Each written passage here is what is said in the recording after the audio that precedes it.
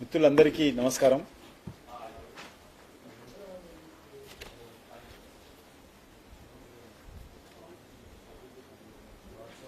నరేంద్ర మోడీ గారి ప్రభుత్వము మన తెలంగాణ రాష్ట్రానికి సంబంధించినటువంటి సింగరేణికి వరుసగా మూడవ కోల్ బ్లాక్ నిన్న అలాట్మెంట్ చేయడం జరిగింది. Manuguru PKOC deep side coal block ను నిన్న సింగరేణికి రావడం జరిగింది.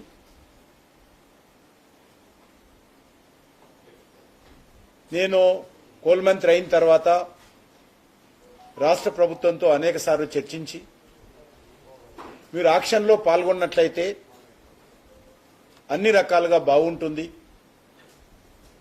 కేంద్ర ప్రభుత్వం తరఫున ప్రత్యేకంగా నా తరఫున అన్ని రకాల సహాయ సహకారాలు సింగరేణికి అందిస్తాము. కాబట్టి మీరు సింగరేణిని దృష్టిలో పెట్టుకొని సింగరేణి భవిష్యత్తును దృష్టిలో పెట్టుకొని ఈ యొక్క ఆక్షన్లో రావాలని కోరడం జరిగింది. ధర్మిలా ఈరోజు తెలంగాణకు సంబంధించినటువంటి ఈ యొక్క PKOC deep side coal block ఆక్షన్లో నిన్న సింగరేణికి రావడం జరిగింది. అనేక మంది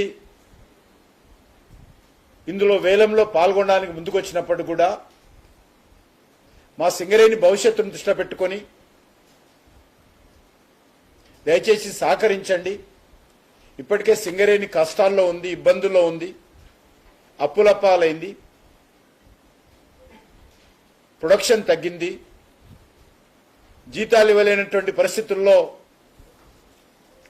మేము బ్యాంకులలో ఓడి తెచ్చుకొని జీతాలు ఇవ్వాల్సిన పరిస్థితి ఏర్పడింది అని చెప్పి అనేక మందితో మాట్లాడిన తర్వాత అందరూ కూడా పెద్ద మనసుతో సహకరించడం జరిగింది. తద్వారా ఈరోజు సింగరేణికి ఈ కోల్ బ్లాక్ అలాట్మెంట్ కావడము, వరుసగా ఇది మూడో కోల్ బ్లాక్ అని ఈ సందర్భంగా మనవి చేస్తున్నాను. మొదట నైని కోల్ బ్లాక్ ఒరిస్సాలో ఇవ్వడం, ఆ తర్వాత అత్యధికమైనటువంటి పెద్ద కోల్ బ్లాక్ తాడిచెర్ల 2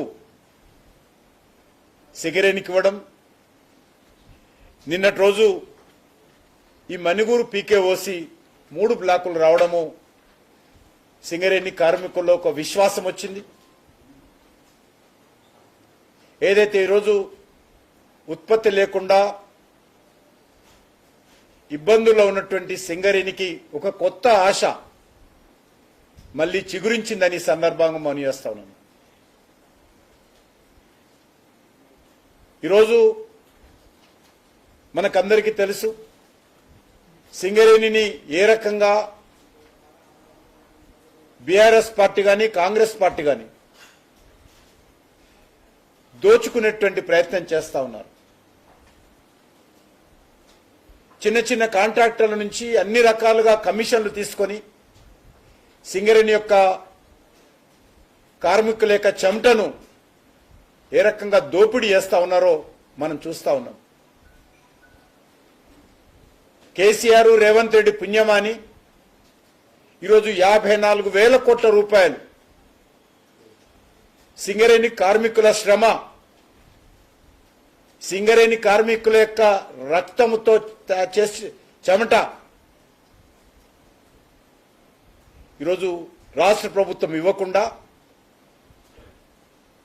ఈరోజు సింగరేణిని ఆర్థికంగా ఇబ్బందులకు గురి చేస్తున్న విషయాన్ని సందర్భంగా మనం చేస్తా ఉన్నాం.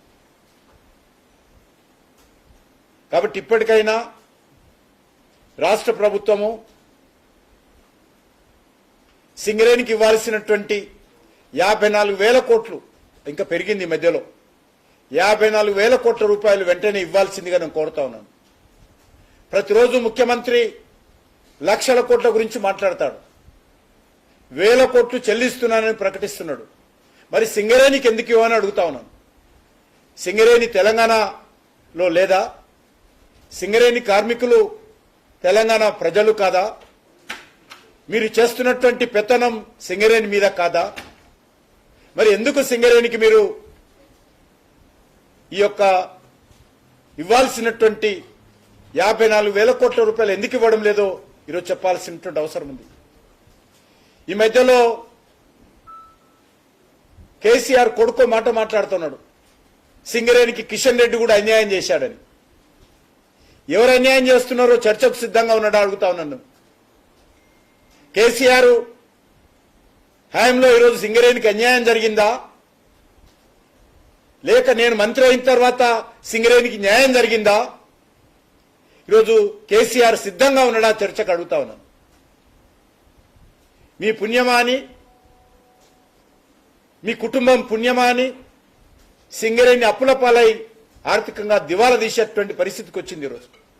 అటువంటి సింగరేణిని ఈరోజు అన్ని రకాలుగా ఆదుకునేటువంటి ప్రయత్నం మరి చిత్తశుద్ధితో ఈరోజు మేము చేస్తా ఉన్నాం అన్న విషయాన్ని ఈ సందర్భంగా నేను మనవి చేస్తా ఉన్నాను. ముఖ్యంగా ఈ విషయంలో కార్మిక సంఘాలన్నీ కూడా ఏకమై రాష్ట్ర ప్రభుత్వం నుంచి సింగరేణికి రావాల్సినటువంటి 54,000 కోట్ల బకాయిల కోసం పోరాటం చేయాల్సిన అవసరం ఉంది. భారతీయ జనతా పార్టీగా మేము కూడా పూర్తి స్థాయిలో రాష్ట్ర ప్రభుత్వం మీద ఒత్తిడి చేస్తాం. సింగరేణి కార్మికుల యొక్క బకాయిలు ఏవైతున్నాయో రాష్ట్ర ప్రభుత్వం మెడలు వంచి సాధిస్తామని చెప్పి ఈ సందర్భంగా మనవి చేస్తూ, మరొక విషయము, ఇటీవల ఫేస్బుక్లో, ఇన్స్టాగ్రామ్లో మన భారత ప్రధానమంత్రి నరేంద్ర మోడీ గారిని లక్ష్యంగా చేసుకొని అత్యంత అమర్యాదకరపురంగా, అభ్యంతరకరంగా, అవమానకరంగా మార్ఫింగ్ చేసినటువంటి వీడియోలు, ఫోటోలను పోస్ట్ చేస్తున్న విషయం మనకు తెలుసు. ఒక నరేంద్ర మోడీ గారి మీదనే కాదు, స్వర్గస్థురాలైనటువంటి అలా తల్లి గారిని అనేక రకాలుగా నీచాతి నీచంగా నోటితో చెప్పలేనటువంటి మాటలతో, రాతలతో, కనీసమైనటువంటి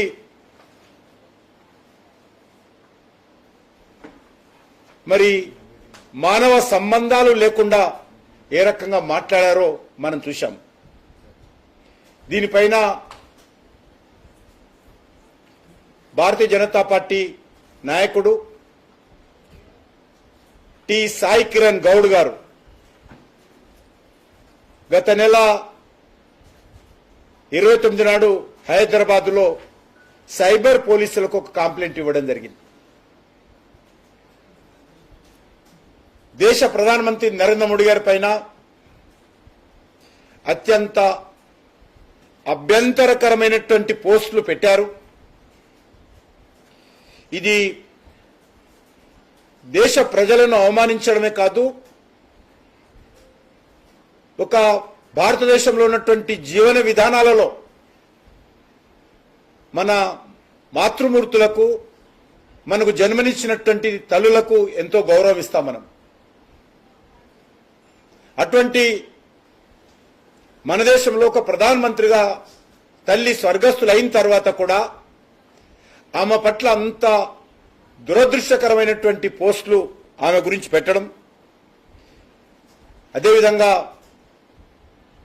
ఉద్రిక్త వాతావరణం, రెచ్చగొట్టే ప్రసంగాలు చేసే విధంగా ఉపన్యాసాలు ఇవ్వడం, దేశ ప్రజాస్వామ్య వ్యవస్థను దెబ్బతీసే విధంగా, భారత రాజ్యాంగాన్ని అవమానించే విధంగా మరి పోస్టులు పెట్టినప్పుడు మా పార్టీ కార్యకర్త హైదరాబాద్లో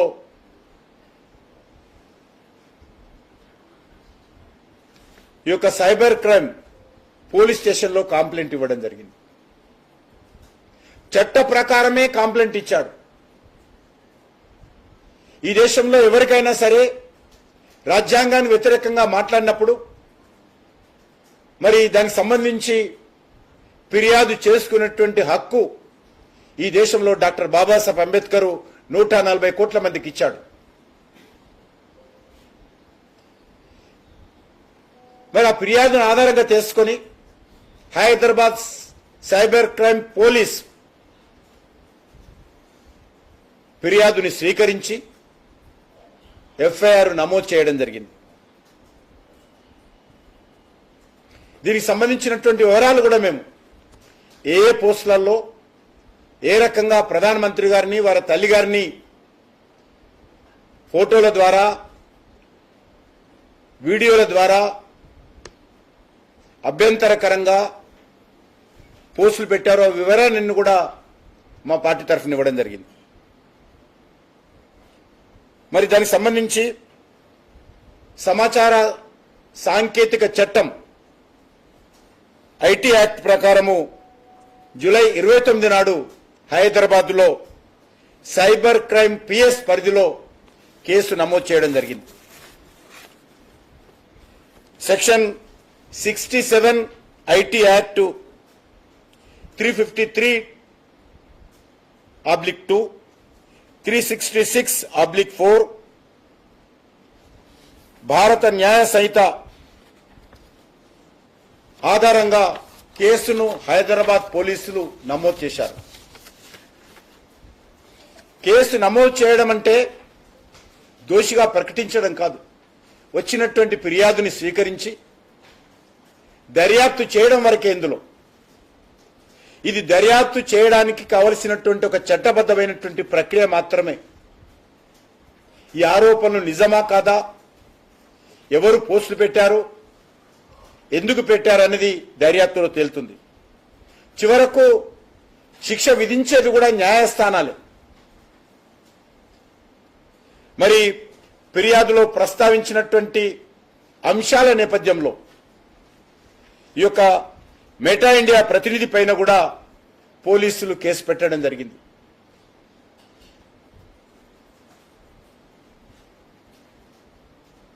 ఒక పౌరుడు చట్టం పైన విశ్వాసంతో పోలీస్ స్టేషన్కి వెళ్లి ఫిర్యాదు చేయడమైనటువంటిది రాజ్యాంగబద్ధమైనటువంటి హక్కు. ఇది ఈ హక్కును వినియోగించి వచ్చిన ఫిర్యాదులపైన కేసు నమోదు చేసి చర్యలు తీసుకోవాల్సినటువంటి బాధ్యత పోలీసులకు ఉంటుంది. అంతే తప్ప దురదృష్టకరము, ఎవరైతే కేసు నమోదు చేశారో ఆ పోలీస్ అధికారులను ఈరోజు తెలంగాణ ప్రభుత్వం బెదిరిస్తోంది. అంతేకాదు హైదరాబాద్లో cyber crime deputy police commissioner ఆనందబాబును ట్రాన్స్ఫర్ చేసినట్టు వార్తలు వస్తా ఉన్నాయి. ఢిల్లీ నుంచి రాహుల్ గాంధీ, కాంగ్రెస్ పార్టీ అధిష్టాన వర్గం ముఖ్యమంత్రితో ఈ విషయం పైన ఏ రకంగా కేసు మీరు నమోదు చేశారు, నేషనల్ మీడియా అంతా కవర్ చేస్తా ఉంది, మరి ఈ రకంగా మీరు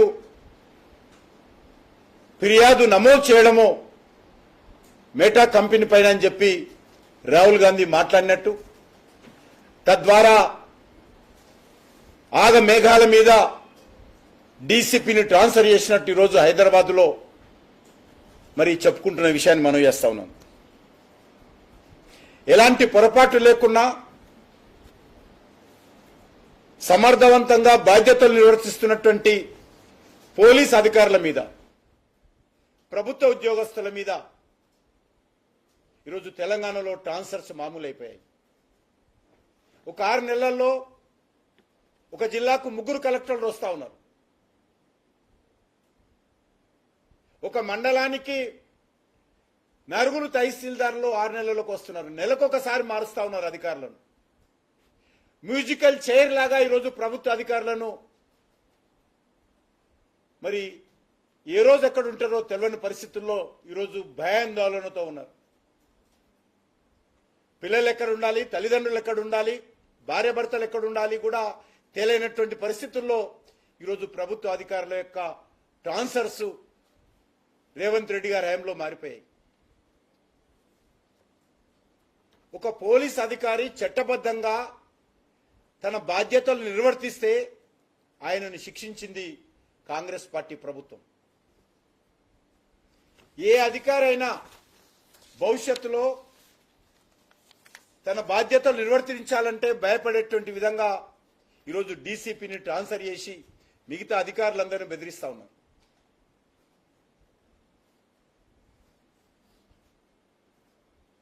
ఇది డీసీపీని ట్రాన్స్ఫర్ చేయడం అనేటువంటి కాదు.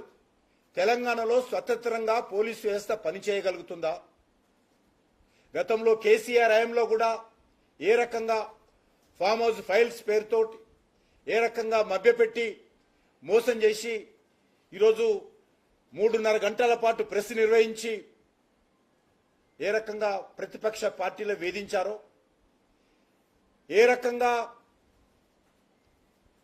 పత్రికా విలేకరులు, మీడియా మేనేజ్మెంట్లు, సినిమా యాక్టర్లు, industries owners, political party leaders పైన, ప్రభుత్వ ఉన్నతాధికారుల పైన, చివరకు తన కుటుంబ సభ్యుల మీద కూడా మరి ఫోన్ ట్యాపింగ్ చేసి పోలీసులతో ఏ రకంగా కేసీఆర్ అధికార దుర్వినియోగం చేశాడో మనకు తెలుసు.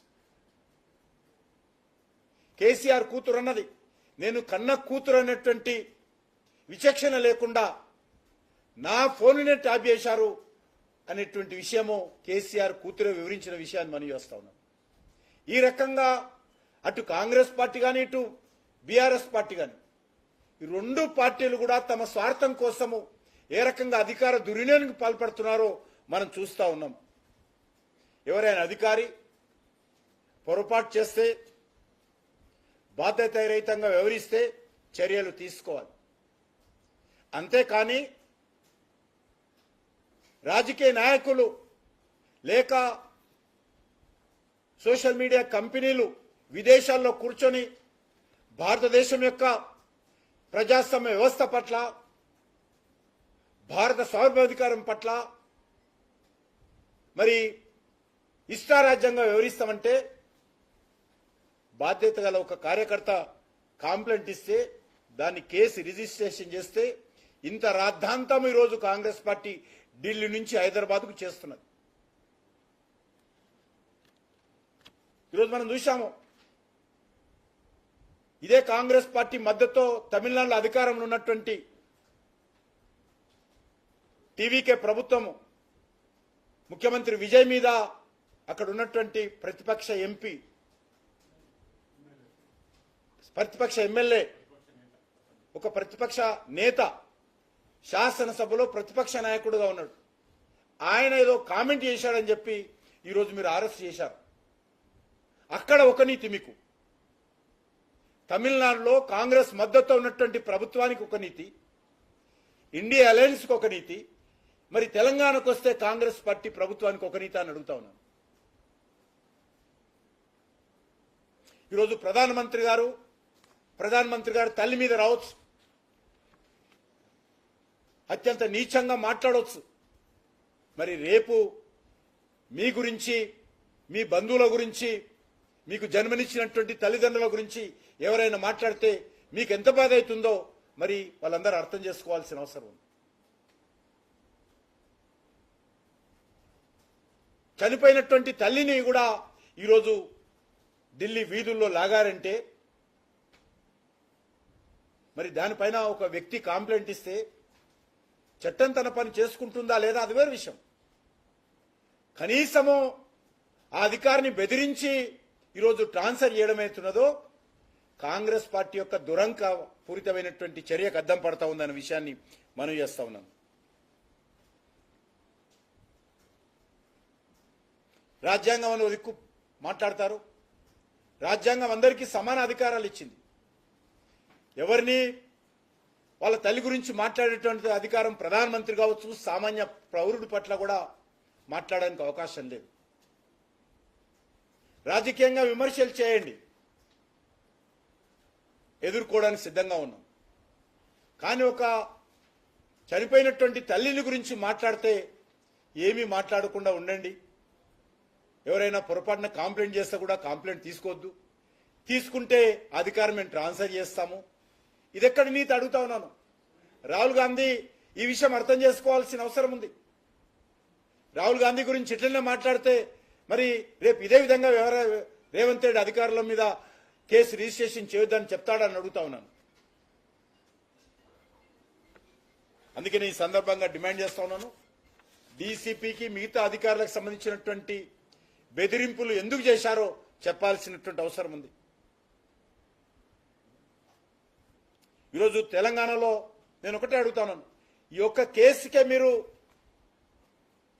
ఈరోజు డీసీపీని ట్రాన్స్ఫర్ చేశారు కదా, మరి ఈరోజు తెలంగాణ దేశంలోనే